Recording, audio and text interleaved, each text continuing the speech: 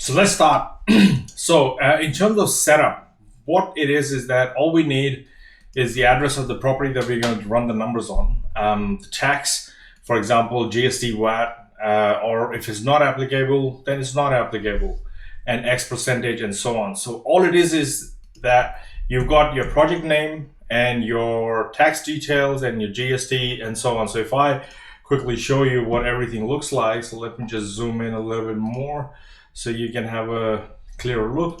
You got your project name, you put in your details, your address and everything. Tax code, you select whether or not your project has GST or VAT, or whether or not it's applicable at all.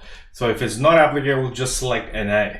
And if it is applicable, for example, if GST applies or a VAT applies, you put that, you select the tax code that you are going to use, and then you put the GST rate. So for example, in Australia, it's about 10%, but in New Zealand, I think it is about 15%. So if you are from New Zealand, you want to change that to 15%, you can do that. Otherwise, you can just put 0 and change that back into not applicable, which is NA.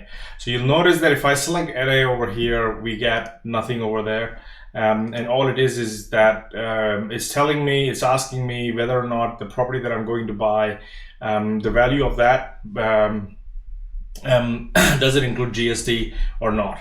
And if it does, I just need to apply a percentage of the GST and so on. So all that. So in terms of setting up your project so that you can quickly run numbers on it, all it is that you have your name, details, and if you put in the address over here, say for example 3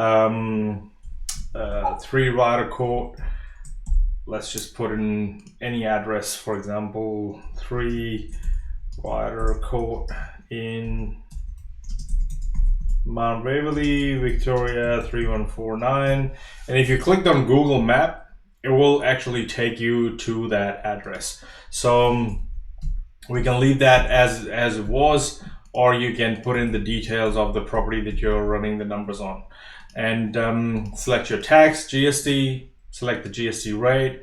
And the last thing that you need to select is insert a currency symbol. So say for example, you want to use pounds or euros or whatever, and you'll notice that if I put a $sign here, it is going to go ahead and put the $sign on everything that is a dollar value. If I go here and I say format, for example, number, and other formats, more currencies, and I select the pound value. I don't, on my keyboard, I haven't got a pound key, so that's why I'm selecting that. So you can select the pound key, and you'll notice that you can change that currency to reflect pound on every pound value or dollar value or numeric value, so to speak. So I'll leave that as dollar. And these are the 3 things you need to know in order to get this thing going and starting up.